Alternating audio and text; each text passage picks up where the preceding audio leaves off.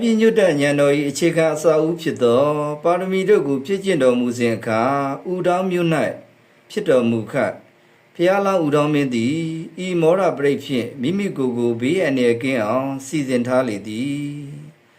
မုတ်ဆိုးတို့သည်ဖျားလောင်းဥတောင်းမင်းကိုဖမ်းယူရန်နှစ်ပေါင်းများစွာကြိုးစားခဲ့ကြတော်လဲဖမ်း၍မရနိုင်ကြကုန်ဤမောရပရိတ်ကိုမြတ်သောမန္တရာဟုပင်မြတ်စွာဘုရားရှင်ကိုရောမြတ်ကြီးဟောကြားတော်မူခဲ့ပါ၏ယခုအခါဤမောရပရိတ်တော်ကိုကျွန်ုပ်တို့စုပေါင်းရစ်ဆိုကြပါကုန်စို့နမောတတဗုဒ္ဓဝါတောအရဟတောသမ္မာသမ္ဗုဒ္ဓတ္တနမောတတဗုဒ္ဓဝါတောအရဟတောသမ္မာသမ္ဗုဒ္ဓတ္တနမောတတဗုဒ္ဓဝါတောအရဟတောသမ္မာသမ္ဗုဒ္ဓတ္တဝိရိန္ဒံဘောဓိသမ္မာယေနိဗ္ဗတမောရယောနိယံယေနတဝိတရကံမဟာတတံဝနိစယစီယတံဝယမန္တာပိနေဝတခေတုကဏိတုံဗျမမန္တတိအခတံပရိဒန္တံဗနာမဟိဥဒိတယံသကုမဧကရာဇာဟရိတဝန္နောပရဝိဘဘာသောဒန္တနမတမိဟရိတဝန္နပရဝိဘဘာတံ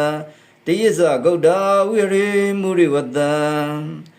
ယေဗမနာဝေရကုတဗဓမ္မေဒေမေနမောတေသမံဘလယန္တုနမတုဗုဒ္ဓနာနမတုဘောဓိယ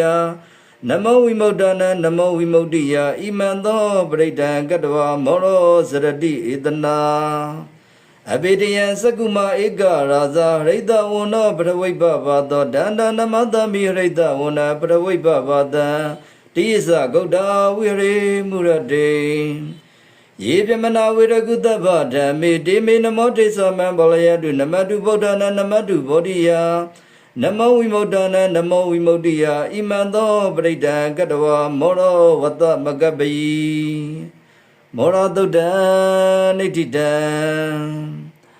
မောရတုတ္တံဝရခတုမောရတုပိယတေယဒေသနာတော်မြတ်သည်ဟောဒုမံကံပိယတေယစိတ္တကြည်ပြုနာဟုကြညာတေမြုပ်ကောင်းသောမြုပ်ကောင်းသမီးတို့နှင့်တမန်တွေကနှကောင်းနှမျက်မှန်နှပြမပေါင်းနှဘလူပေါင်းတို့အား